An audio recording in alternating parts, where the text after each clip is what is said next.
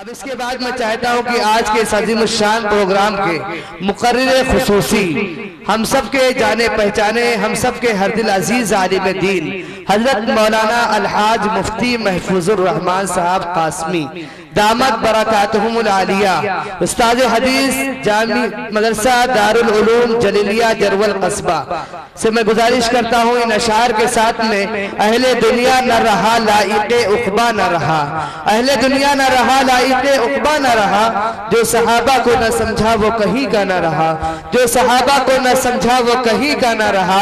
ارے تو مسلمان ہے تو اوروں پہ بھروسہ کیسا، تو مسلمان ہے تو اوروں پہ بھروسہ کیسا، کیا تجھے سنت نبوی پہ بھروسہ نہ رہا، کیا تجھے سنت نبوی پہ بھروسہ نہ رہا۔ انہی اشعار کے ساتھ میں آج کے عظیم الشان آل انڈیا نعتیہ مشاعرے کے مقرر خصوصی حضرت مولانا الحاج مفتی محفوظ الرحمان صاحب قاسمی آپ حضرات سے گزارش ہے کہ آپ حضرات اس نیت کے ساتھ بیان کو سماعت فرمائیں، سنیں کہ انشاءاللہ جو باتیں سنی جائیں گی انشاءاللہ اس پر مکمل عمل کرنے کی کوشش کی جائے گی۔ سارے حضرات عمل کی نیت سے اگر سنیں گے تو ہمارا یہ جلسہ کرانا اور آپ سب کا یہاں آنا، علماء اکرام کا آنا، شورا اکرام کا آنا سب کامیاب ہو جائے گا۔ سارے حضرات ایک مرتبہ ہاتھ اٹھا کے بتائیں کون کون عمل نہیں کرے گا۔ ماشاءاللہ بڑے سمجھدار لوگ ہیں، اب ایک بار ہاتھ اٹھا کے بتائیں کون کون عمل کریں گے۔ ماشاءاللہ اللہ پاک سب کو قبول فرمائے۔ اگر اس نیت کے ساتھ اس کوہد کے ساتھ سنیں گے تو انشاءاللہ اس کا فیض پورے عالم کے اندر جاری ہو جائے گا۔ حضرت مفتی صاحب السلام علیکم ورحمۃ اللہ وبرکاتہ۔ الحمد لله نحمده ونستعينه ونستغفره ونؤمن به ونتوكل عليه ونعوذ بالله من شرور أنفسنا ومن سيئات أعمالنا، من يهده الله فلا مضل له ومن يضلل فلا هادي له، ونشهد أن لا إله إلا الله وحده لا شريك له، ونشهد أن سيدنا وحبيبنا وشفيعنا وسندنا ومولانا محمدا عبده ورسوله صلى الله تبارك وتعالى عليه وعلى آله وأصحابه وبارك وسلم تسليما كثيرا كثيرا، أما بعد فأعوذ بالله من الشيطان الرجيم، بسم الله الرحمن الرحيم، وإن تصبروا وتتقوا لا يضركم كيدهم شيئا، وقال تعالى يا أيها الذين آمنوا لا تلهكم أموالكم ولا أولادكم عن ذكر الله، وقال النبي صلى الله تعالى عليه وسلم من أكل طيبا وعمل في سنتي وأمن الناس بوائقه دخل الجنة، أو كما قال صلى الله تعالى عليه وسلم يا رب صل وسلم دائما أبدا على حبيبك خير الخلق كلهم۔ لائق صد احترام،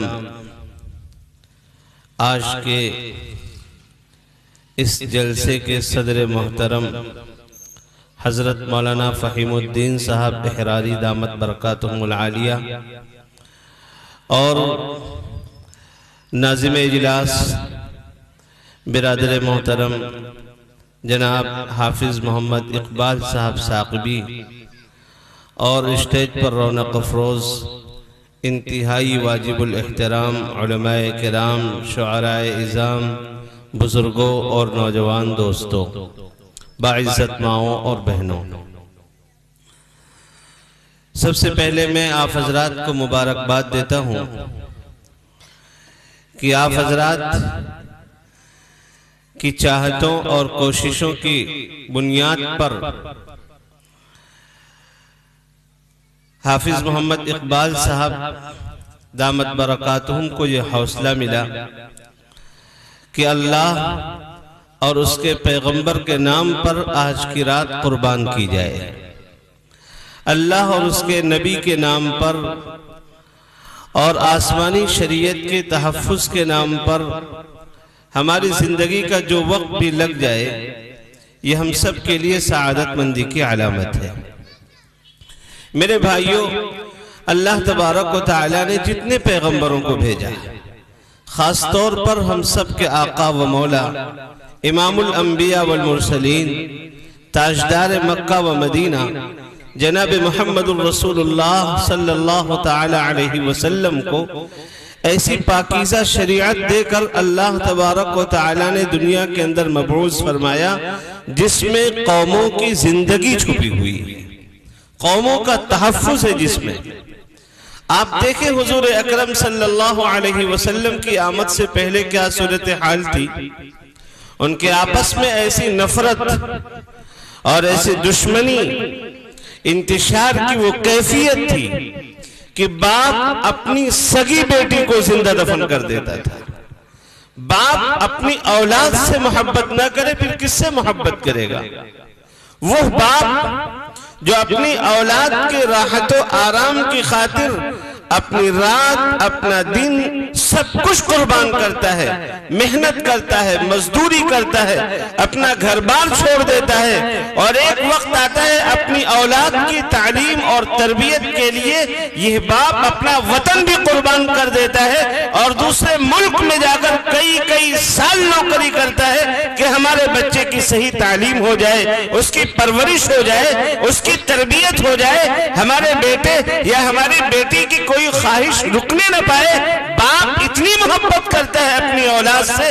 میرے بھائیوں، وہ دور تھا جب باپ کے دل سے اللہ تبارک و تعالی نے اولاد کی محبت بھی چھین لی تھی، لیکن حضور اکرم صلی اللہ تعالی علیہ وسلم تشریف لائے اور آپ کی آمد سے گویا کہ یہ اعلان کیا گیا کہ آج سے باپ اپنے اولاد پر ظلم نہیں کرے گا، آج سے بھائی بھائی میں عداوت نہیں ہوگی، آج سے میاں بیوی میں پیار و محبت کی فضا قائم ہوگی، آج سے اولاد اپنے والدین کی خدمت کرے گی، آج سے ایک قوم دوسرے قوم سے دشمنی نہیں کرے گی۔ اللہ کے پیغمبر جناب محمد رسول اللہ صلی اللہ تعالی علیہ وسلم کی آمد پر اللہ تبارک و تعالی نے پیغام دیا امت مسلمہ کو۔ حضور اکرم صلی اللہ علیہ وسلم تشریف لائے اور مختصر سی مدت، تھوڑی سی مدت میں آپ نے عبادات کا، اخلاقیات کا، معاملات کا، معاشرت کا، رہن سہن کا،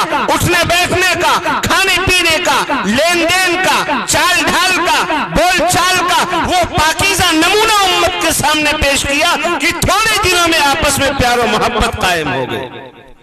اور کیسی محبت قائم ہوئی؟ کیسی محبت قائم ہوئی؟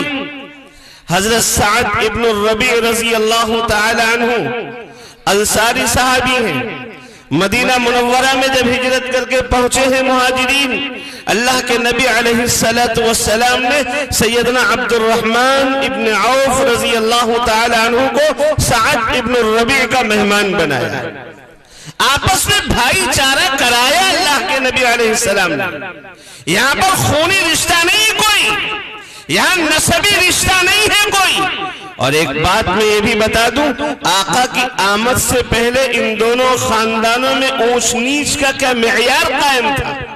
حضور اکرم صلی اللہ علیہ وسلم کے پردادا ہاشم، جن سے ہاشمی خاندان، حضور اکرم صلی اللہ علیہ وسلم کے دادا عبد المطلب، ان کے والد محترم ہاشم، مدینہ مکہ مکرمہ میں قریش کا خاندان سب سے اونچا سمجھا جاتا تھا، اور قریش کے خاندان میں بنو ہاشم کی جو شاخ تھی اس کا مقابلہ کوئی نہیں کر سکتا تھا۔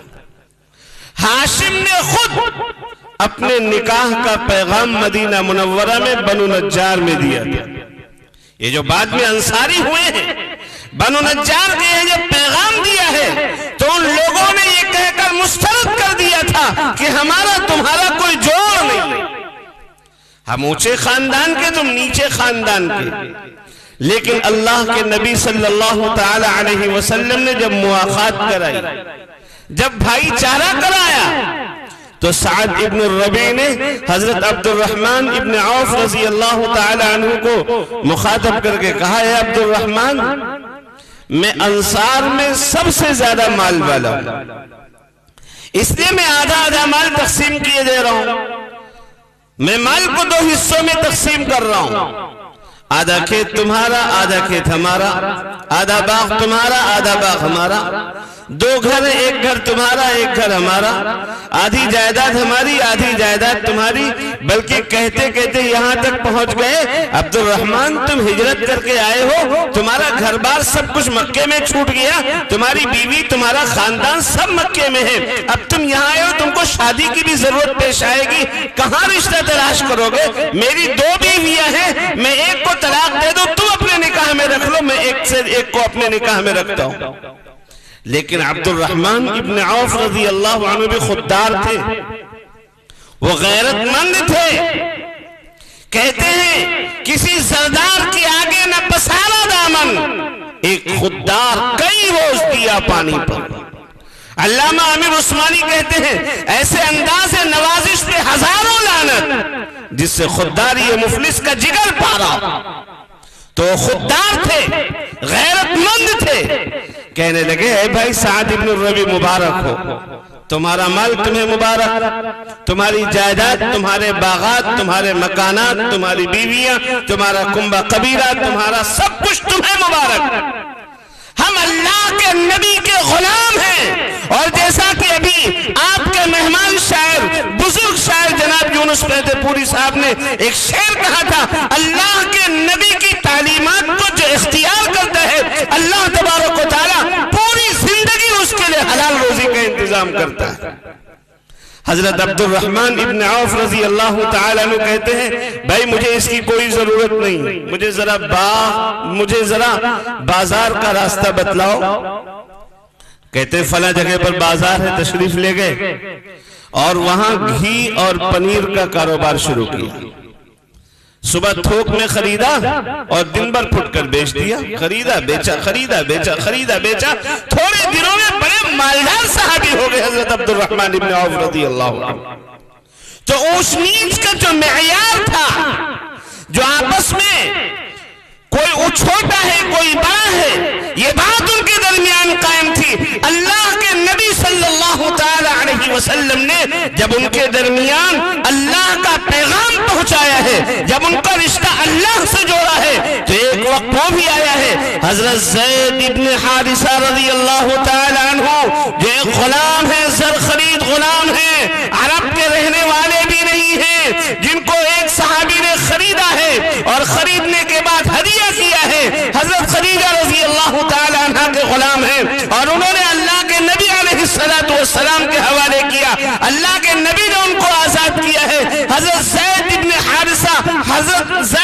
حارثہ جب ان کے رشتے کا مسئلہ آتا ہے تو سارے کے سارے انصار کہتے ہیں بھئی میری بہن موجود ہے، میری بیٹی موجود ہے، میرے خاندان میں فلاں لڑکی ہے۔ اللہ کے نبی صلی اللہ علیہ وسلم خود اپنی پھوپھی ذات بہن حضرت زینب کو زید ابن حارثہ کے نکاح میں دیتے۔ تو میرے بھائیوں، جناب محمد الرسول اللہ صلی اللہ علیہ وسلم کی لائی ہوئی پاکیزہ تعلیمات ہم سب کے لیے دنیا کے اندر بھی تحفظ، زندگی، عزت کا سبب ہے، اور مرنے کے بعد ہمیشہ کی کامیابی کا ذریعہ۔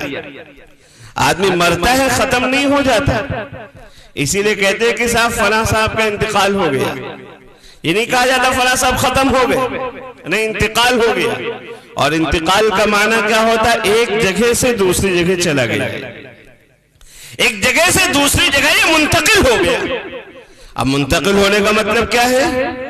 ابھی یہ دار العمل کے اندر تھا، ابھی دنیا میں تھا، جس کے اوپر پابندیاں لگی ہوئی تھیں۔ تمہاری آنکھیں اس طرح اٹھیں گی تو اللہ راضی ہوگا، اس طرح اٹھیں گی تو اللہ ناراض ہوگا۔ تمہاری زبان اس طرح چلے گی تو اللہ خوش ہوگا، اس طرح چلے گی تو اللہ ناراض ہوگا۔ تمہارے قدم ادھر کو جائیں گے تو اللہ خوش ہوگا، ادھر کو جائیں گے اللہ ناراض ہوگا۔ اور تمہارے ہاتھوں سے یہ کام ہوگا اللہ خوش ہوگا، یہ کام ہوگا اللہ ناراض ہوگا۔ ابھی اس کے اوپر پابندیاں تھیں، ابھی اس کے اوپر اعمال لازم ہو رہے تھے، ابھی اس کو اپنے اللہ کو خوش کرنا، اپنے نبی کی تعلیمات کو اختیار کرنا تھا۔ لیکن جب یہاں سے منتقل ہو کر دوسری دنیا میں پہنچا ہے، اب جو کچھ کیا ہے اس کا بدلہ اس کے سامنے۔ حدیث شریف میں ہے، حضور اکرم صلی اللہ علیہ وسلم فرماتے ہیں جب نیک بندہ قبر کے اندر رکھا جاتا ہے تو قبر اس سے کہتی ہے خوش آمدید، مرحبا، اہلا وسہلا، مبارک ہو، ویلکم کرتی ہے قبر اور کہتی ہے تیرا آنا مبارک۔ روئے زمین پر جتنے لوگ چلتے تھے میری نگاہ میں سب سے زیادہ پسندیدہ شخص تو ہی تھا۔ اور اتنا کہنے کے بعد قبر کشادہ ہو جاتا ہے۔ ہم نے تو تھوڑی سی زمین میں رکھا ہے لیکن وہ قبر کھل جاتی ہے اور کتنی کشادہ ہو جاتی ہے، کتنی کشادہ ہو جاتی ہے۔ آپ نیچے سے سر اوپر اٹھائیں، آسمان نظر آتا ہے۔ اللہ کے نبی فرماتے ہیں اتنی کشادہ ہو جاتی، اتنی کشادہ، جہاں تک اس کی نگاہ پہنچتی ہے منتہائے نظر تک وہ قبر کھول دی جاتی ہے، کشادہ ہو جاتی ہے۔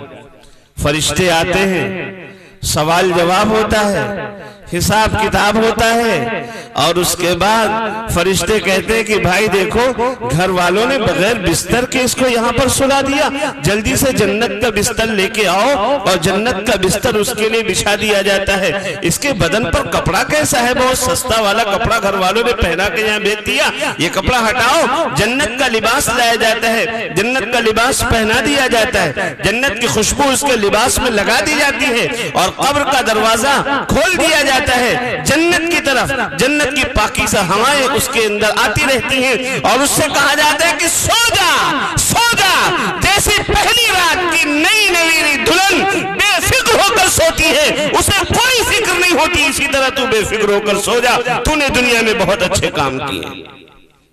ہم سب کی آخری منزل دنیا نہیں، دنیا سے ہماری منزل کی شروعات ہے، اور یہاں سے جب انسان منتقل ہوگا تو قبر کی منزل، حشر کی منزل، اور پھر اس کے بعد حساب و کتاب، پھر اللہ تبارک و تعالیٰ کا اگر فضل ہوا تو جنت کا ٹھکانہ، اور اگر ہمارے اعمال برے ہوئے، ہم نے کفر کیا، ہم نے شرک کیا، ہم نے اپنے رب کو ناراض کیا، ہم نے بھائیوں کے حقوق کو دبایا، ہم نے اپنی اولاد کے حقوق کو دبایا، تو اللہ کے سزاؤں کے اندر گرفتار ہونا پڑے گا۔ اس لیے میرے بزرگوں اور دوستوں، یہ انسان اللہ کے نبی علیہ السلام کی تعلیمات جو بھی ہیں، انسانوں کی زندگی اور انسانوں کی حفاظت، ان کی بقا کا راز اور ان کی عزت و عظمت کا راز انہی تعلیمات کے اندر پوشیدہ ہے۔ آج ہم سوچتے ہیں کہ صاحب وہ زمانہ کچھ اور تھا، آج کا زمانہ کچھ اور ہے۔ بے اس زمانے میں حضور اکرم صلی اللہ علیہ وسلم اور آپ کے ماننے والوں کو عزت ملی، شوکت ملی، اقتدار ملا، عظمت ملی، دولت ملی، سب کچھ ملا قرآن اور سنت کی اتباع کی برکت سے۔ لیکن آج تو ایسا نہیں ہو سکتا، آج دوسرا طریقہ اختیار کرنا پڑے گا، آج دوسرا طریقہ اختیار کرنا پڑے گا۔ دیکھیے، اگر آپ کے ذہن و دماغ میں ایک سیکنڈ کے لیے بھی اس طرح کا وہم پیدا ہو رہا ہے، خیال پیدا ہو رہا ہے کہ اس زمانے کے لوگوں کو عزت ملی تھی اللہ کے نبی کے دامن سے وابستگی کی بنا پر، اور آج عزت ملے گی نبی کی تعلیمات سے دور ہو کر یورپ اور امریکہ کی غلامی میں عزت ملے گی، اللہ کی قسم ایمان ہمارے دلوں سے نکل چکا ہے، ہمارا ایمان نکل چکا، ہم مومن کہلانے کے مستحق نہیں رہے۔ اللہ کا ایک نظام ہے، اور اللہ کے نظام میں کبھی تبدیلی ہوتی نہیں، کبھی بھی اللہ کے نظام میں کوئی تبدیلی نہیں ہوتی، اور اللہ اپنی قدرت کے اعتبار سے جب چاہے، جیسے چاہے، جس طرح چاہے کرنے پر قادر ہے، ہر وقت قدرت رکھتا ہے۔ عزت کے نقشوں میں اللہ ذلت دیتا ہے، اور ذلت کے نقشوں میں اللہ عزت دیتا ہے، زندگی کے نقشوں میں اللہ موت دیتا ہے، اور موت کے نقشوں میں اللہ زندگی دیتا ہے۔ ہر چیز پر اللہ کی قدرت۔ اللہ تبارک و تعالیٰ نے قرآن پاک میں فرمایا، میں نے قرآن کی جو آیت پڑھی تھی، اللہ تبارک و تعالیٰ نے فرمایا وَإِن تَصْبِرُوا وَتَتَّقُوا لَا يَضُرُّكُمْ كَيْدُهُمْ شَيْئًا۔ یہ مسلمانوں کو مخاطب کیا گیا، مسلمانوں تم حالات سے کبھی نہ گھبراؤ، حالات سے کبھی بھی نہ گھبراؤ، اپنے ایمان کا سودا نہ کر جاؤ۔ ذرا سی مصیبت آئی، ذرا سی پریشانی آئی، تھوڑی سی پریشانی آ گئی، بس اپنے ایمان کا سودا کرنے لگے، ادھر ادھر در در کی ٹھوکریں کھانے لگے۔ دیکھو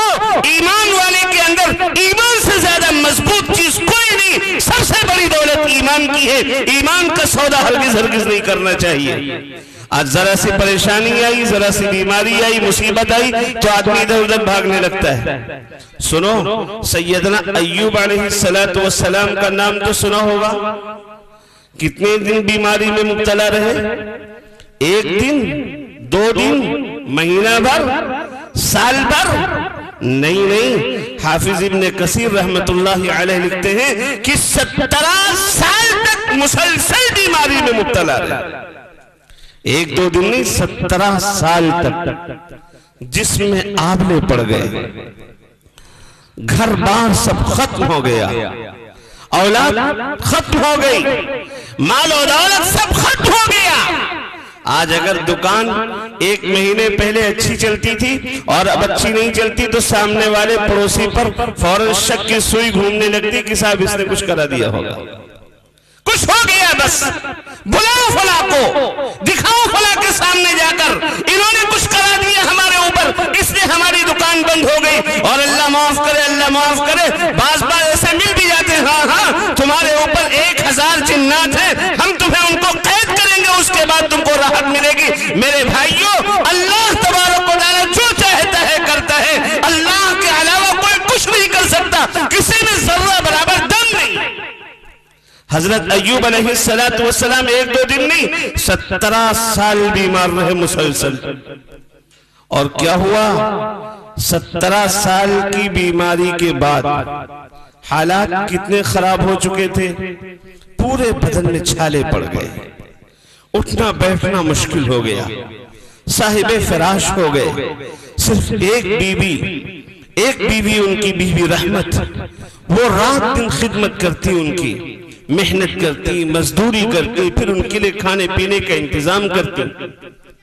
بعض مفسرین نے تو یہاں تک لکھا ہے کہ ایک وہ بھی دور آیا کہ وہ شام کو جب کھانا لے کر حاضر ہوتی ہیں حضرت ایوب علیہ السلام کے پاس، تو ایوب علیہ السلام کی نگاہ پڑتی ہے ان کے سر پر، پوچھتے ہیں بیگم سر کے بال کہاں چلے گئے؟ تو ان کی بیوی کی آنکھوں سے آنسو جاری ہو جاتے ہیں، کہتی ہیں میرے سرتاج، میرے شوہر، میں صبح سے شام تک مزدوری کرتی تھی اور آپ کے لئے کھانے کا انتظام کرتی تھی، آج میں صبح سے شام تک گھومتی رہی لیکن کسی نے مجھ کو مزدوری پہ نہیں رکھا، کسی نے نوکری پر نہیں رکھا، مجھے آپ کے کھانے کی فکر تھی، آپ کی خدمت کی فکر تھی، آپ بھوکے رہ جاتے کیا ہوتا، اس لیے میں نے اپنے سر کے بال کاٹے ہیں اور ان کو بازار میں فروخت کر کے آپ کے لئے کھانا لے کر آئی۔ اتنی خدمت گزار بیوی۔ ایک وقت آتا ہے اسی شہر میں، اسی گاؤں میں ایک حکیم جی دواؤں کا پٹارا لے کر حاضر ہوئے، کہنے لگے دوا لے لو، دوا لے لو۔ یہ آواز ایوب علیہ السلام کی بیوی کے کانوں سے ٹکرائی، یہ دوڑتی ہوئی بھاگی۔ کاہے کی دوا بیچ رہے ہو حکیم جی؟ کہنے ہر مرض کی دوا۔ اچھا میرے شوہر کو یہ مرض لاحق ہے کہ آپ کے پاس علاج ہے؟ جی ہاں ہے علاج۔ کہنے لگی میں نے بہت سارے ڈاکٹروں کو دکھایا، بہت سارے حکیموں کو دکھایا، ان کو شفا نہیں مل سکی، لیکن یہ حکیم جی کہہ رہے ہیں کہ آپ ایک بار مجھے دکھا دیجئے، آپ کے شوہر کو 100% گارنٹی کے ساتھ ان کو شفا ملنا یقین ہے۔ یہ کہتی ہوں کہ صحیح بتاؤ بہت سے ڈاکٹروں نے گارنٹی لی ہے؟ کہا نہیں، گارنٹی کے ساتھ ان کو شفا ملے گی۔ ان کے دل میں آئے جب اتنی گارنٹی لے رہا ہے یہ شخص تو علاج بھی بہت مہنگا ہوگا۔ پوچھا اچھا قیمت کیا لوگے، ٹھیک کرنے کی قیمت کیا لوگے؟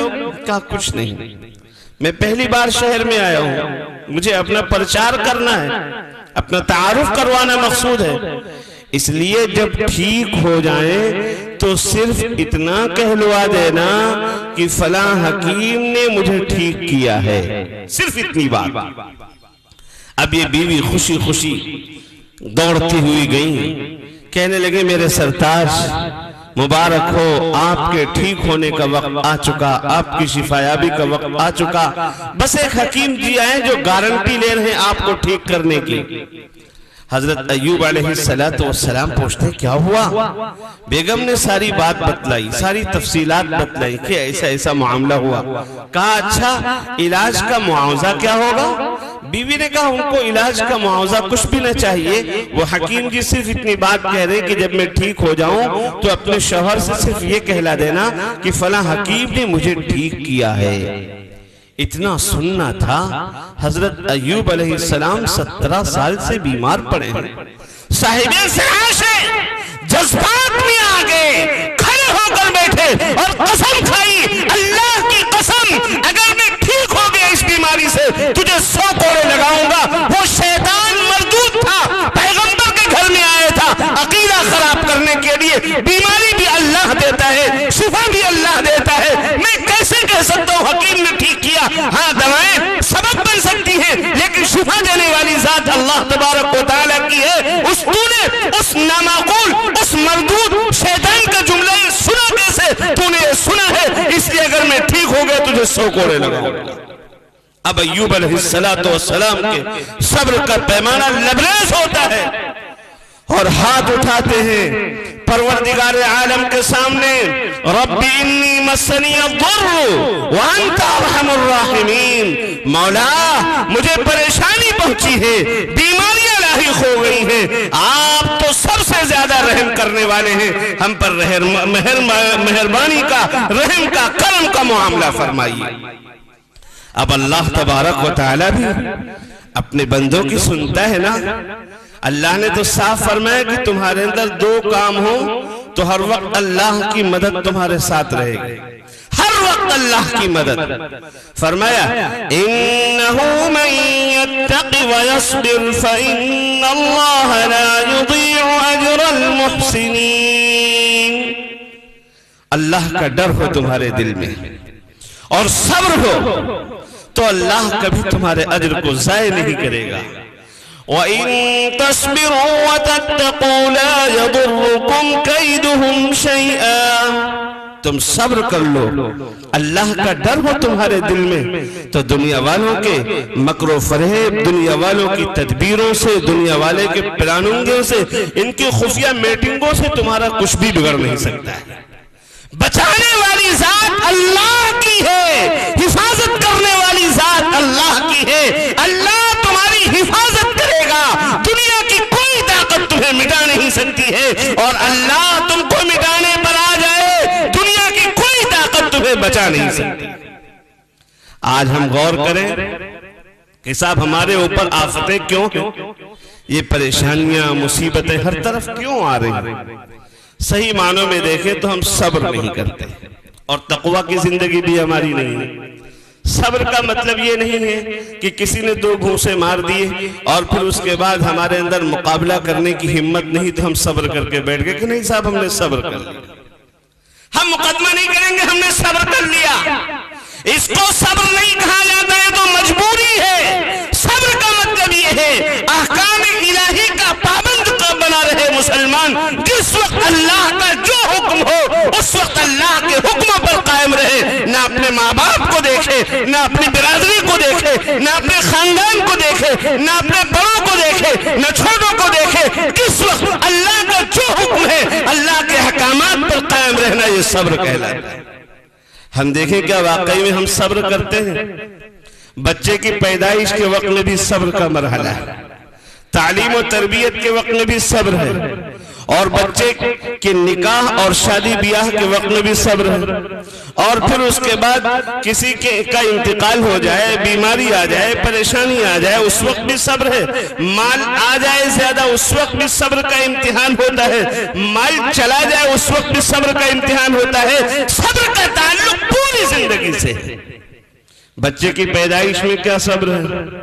اللہ کے نبی علیہ السلام کے ارشادات سے معلوم ہوتا ہے کہ بچہ پیدا ہو سب سے پہلے ماں باپ پر حق ہے کہ اس کا صحیح نام رکھیں، پیارا سا نام رکھیں، اور اس کے بعد 7ویں دن، اگر نہ ہو سکے تو 14ویں دن، اگر نہ ہو سکے تو 21ویں دن تک عقیقہ کر دیں، اور پھر اس کے بعد جب بچہ بولنے لگے جب بچہ تو سب سے پہلے اس کی زبان سے لفظ اللہ نکلے، کتنے مبارک ہیں وہ والدین، کتنے خوش نصیب ہیں وہ ماں باپ جن کی اولاد کی زبان سے سب سے پہلے لفظ اللہ نکلتا ہے تتلاتی ہوئی زبان سے. وہ پڑھتے ہیں تو اللہ کو پڑھتے ہیں. دیکھیے لفظ اللہ، اللہ کی معرفت، اللہ کا تعلق تمام برائیوں کا خاتمہ کر سکتی ہے.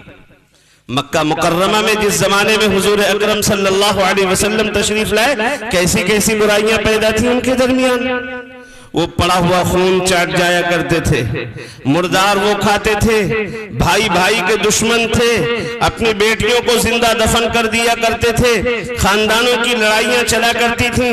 باپ جاتا وصیت کر کے جاتا تھا کہ بیٹا جب تک زندہ رہنا بدلہ لے کر مرنا، اور وہ جاتا تھا اپنے بیٹے کو وصیت کرتا تھا کہ تمہارے باپ سے میرے باپ سے لڑائی ہوئی تھی اس خاندان کی، اس لیے میرے مرنے کے بعد بیٹا بدلہ لے کر رہنا. وہ جاتا اپنے خاندان کو وصیت کرتا تھا، نسلم بعد نسلم کئی پشتوں تک کی لڑائیاں چلا کرتی تھی. اور ایک برائی اور بڑی خطرناک تھی. کیا؟ شیطان نے مزین کر کے وہ برائی پیش کی تھی. وہ ہر وقت تو کپڑے پہنے رہتے تھے، لیکن جب اللہ کے گھر میں پہنچنے کا مسئلہ آتا تو ننگے ہو جاتے تھے. کیسے؟ وہ کہتے کہ صاحب ہم ان کپڑوں میں برائیاں کرتے ہیں، گناہ کرتے ہیں، ان کپڑوں میں اللہ کی نافرمانی کرتے ہیں، ان کپڑوں میں بہت سارے گناہ ہم سے وجود میں آتے ہیں، اس لیے یہ کپڑے پہن کر ہم اللہ کے گھر کا طواف کریں کیسے ممکن ہے؟ اس لیے پہنچتے اور کپڑوں کو اتار دیتے. یہ ان کی پارسائی کا عالم تھا. جیسے کہ آج بھی بہت سے مسلمان پارسا بنتے ہیں اور متقی اور پرہیزگار کس طرح بنتے ہیں کہ ارے صاحب ہمارے موبائل میں تو گانے بھی ہیں، فلمیں بھی ہیں، ہمارے موبائل میں کیا قرآن بھی لوڈ ہو سکتا ہے کہ نہیں؟ اور بہت سے لوگ تو مسئلہ یہ بھی پوچھتے ہیں کہ صاحب موبائل میں گانے ہیں اور قرآن پاک بھی، تو کیا قرآن کو ڈیلیٹ کر دیا جائے؟ ایک صاحب نے فون کر کے پوچھا ہمارے پاس خود، اور شاید آپ ہی کے شہر کے تھے، کہنے لگے موبائل میں گانا بھی ہے، فلم بھی ہے، تو قرآن پاک رکھا جا سکتا ہے؟ ہم نے ان سے کہا موبائل میں قرآن پاک رکھا جا سکتا ہے لیکن گانا وغیرہ نہیں رکھا جا سکتا. کہنے لگے نہیں گانا ہے. تو ہم نے کہا آپ گانے کو ڈیلیٹ کریے، قرآن کو کیوں ڈیلیٹ کر رہے ہیں؟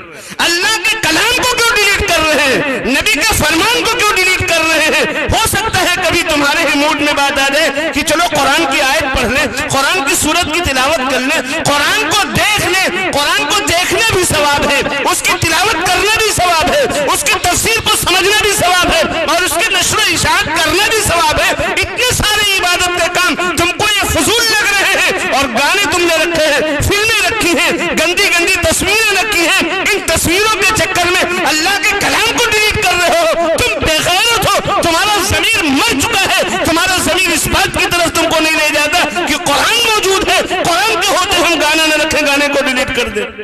تو اسی طرح بالکل اہل مکہ بھی کرتے تھے کہ صاحب ہم کپڑوں میں گناہ کرتے ہیں، ہر گناہ میں ہم ملوث رہتے ہیں، شراب پیتے ہیں، زناکاری کرتے ہیں، بدکاری کرتے ہیں، دوسروں کا حق مارتے ہیں، اللہ کے حکم، اللہ کے احکام کو توڑتے ہیں. تو ان کپڑوں کو پہن کر ہم کیسے جا کر طواف کر لیں گے؟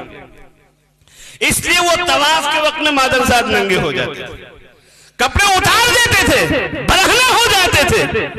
لیکن اللہ کے نبی صلی اللہ تعالی علیہ وسلم کو جب اللہ نے بھیجا تو ایک ایک برائی گن کر ان کو ختم کرنے کی بات نہیں کی گئی. سب سے پہلے اور سب سے پہلے جو اللہ کا پیغام اللہ کے نبی کی ذات پر آیا ہے وہ ہے اقرأ بسم ربک الذی خلق. اپنے رب کا نام لے کر پڑھیے. پتہ چلا اللہ کی معرفت پیدا کر دی جائے تو سارے گناہوں سے چھٹکارا مل سکتا ہے. میرے بزرگوں اور دوستوں، آج بھی ہمارے معاشرے میں بے شمار برائیاں پیدا ہو چکی ہیں. ہماری خوشی کی تقریبات میں برائیاں، ہمارے غمی کی تقریبات میں برائیاں، ہماری انفرادیت میں گناہ، ہماری اجتماعیت میں گناہ، چلنے پھرنے میں گناہ، اٹھنے بیٹھنے میں گناہ، بول چال میں گناہ، لین دین میں گناہ، شادی بیاہ میں گناہ، پوری زندگی گناہوں میں ڈوبی ہوئی ہے. آج ضرورت ہے ہم اللہ کی معرفت اپنے دل میں حاصل کریں، اللہ والوں سے تعلق پیدا کریں، قرآن سے رشتہ جوڑے، اللہ کے نبی کے فرمان سے اپنا رشتہ جوڑے تو انشاءاللہ خود ان برائیوں کا خاتمہ ہو سکتا ہے. تو اللہ نے کیا فرمایا؟ وَإِن تَصْبِرُوا وَتَتَّقُوا، اگر تم صبر کر لو، صبر یعنی پوری زندگی شریعت اسلامیہ پر قائم رہو، زندگی کا کوئی حصہ اسلام سے خالی نظر نہ آئے تو لا يضركم كيدهم شيئا، تو دنیا والوں کی پلاننگیں تمہارا کچھ نہیں بگاڑ سکتے. یہ عقیدہ ہے ہمارا. حضرت ہود علیہ السلام نے کیا فرمایا تھا؟ من دونه فكيدوني جميعا ثم لا تنظرون، اللہ کے علاوہ تم سب مل کر میرے ساتھ تدبیریں کرو، پھر مجھے مہلت بھی نہ دو کہ میں اپنا بچاؤ کر سکوں. بغیر مہلت کے تم سب مل کر مجھ پر وار کرنے کی کوشش کرو. تو یاد رکھو، انی توکلت علی اللہ ربی وربکم، میں نے بھروسہ کیا ہے اللہ پر جو میرا بھی رب ہے اور تمہارا بھی رب ہے. ما من دابۃ الا هو آخذ بناصیتها، زمین پر چلنے پھرنے والے جو بھی ہیں سب کی پیشانی اسی کے ہاتھ میں ہے، اس کے بغیر کوئی کچھ کر نہیں سکتا. لوگ حضور کے گھر کے باہر پلان کر کے کھڑے ہو سکتے ہیں مارنے کے لیے، لیکن مار نہیں سکتے. حضور کا پیچھا کر سکتے ہیں، حضور کو گرفتار نہیں کر سکتے. اللہ چاہے گا تو ہوگا. اللہ یونس کو مچھلی کے پیٹ میں زندہ رکھ سکتا ہے. اللہ دہتے ہوئے انگاروں میں ابراہیم کی حفاظت کر سکتا ہے. اللہ دریا سے موسیٰ کو اور ہارون کو پار کر سکتا ہے. اللہ کی وہ قدرت ہے، وہ عظیم الشان قدرت ہے. اگر اللہ بچانا چاہے کوئی مٹا نہیں سکتا، اللہ مٹانا چاہے کوئی بچا نہیں سکتا. قرآن کی آیت میں نے پڑھی تھی کہ اللہ کا ڈر اپنے دل میں پیدا کر لو اور صبر کر لو، صبر کر لو. میرے بھائیو، صبر کی عادت ڈالیے. اور دوسری آیت جو میں نے پڑھی تھی، اللہ تبارک و تعالی نے اس میں فرمایا، ایمان والو، تمہاری اولاد اور تمہارے مال تم کو اللہ کے ذکر سے غافل نہ کریں. دیکھو، مال بھی نعمت ہے، اولاد بھی نعمت ہے اللہ. ان نعمتوں کے چکر میں پھنس کر اپنے مالک کو نہ بھول جانا، اپنے خالق کو نہ بھول جانا، ورنہ اولاد کے بارے میں بھی تمہیں حساب دینا پڑے گا اور مالوں کے بارے میں بھی تمہیں حساب دینا پڑے گا. میں نے جو حدیث پاک پڑھی تھی، اللہ کے نبی علیہ السلام فرماتے ہیں، جس نے 3 کام کر لیے جنت میں جائے گا. کریں گے انشاءاللہ تینوں کام؟ بہت آسان کام ہے. 3 کام، چھوٹے چھوٹے کام. کون کون کرے گا؟ ہاتھ اٹھا کر بتائیں بھائی. اللہ عمل کی توفیق بخشے. سب سے پہلا کام، حلال کھائیں. من اکل طیبا، حلال کھائیں، کھانا حلال ہو جائے. اپنی آمدنی کے بارے میں جانچیں پرکھیں کہ ہماری آمدنی کیسی ہے، کہاں سے ہمارے پاس مال آتا ہے. حلال کھانے کی کوشش کریں. اور دوسرا کام کیا ہے؟ اپنی پوری زندگی سنت کے مطابق گزاریں. اپنا ہر کام سنت کے مطابق، شادی بیاہ، پیشاب، پاخانہ، یہ بھی سنت کے مطابق کرنے کی کوشش کریں.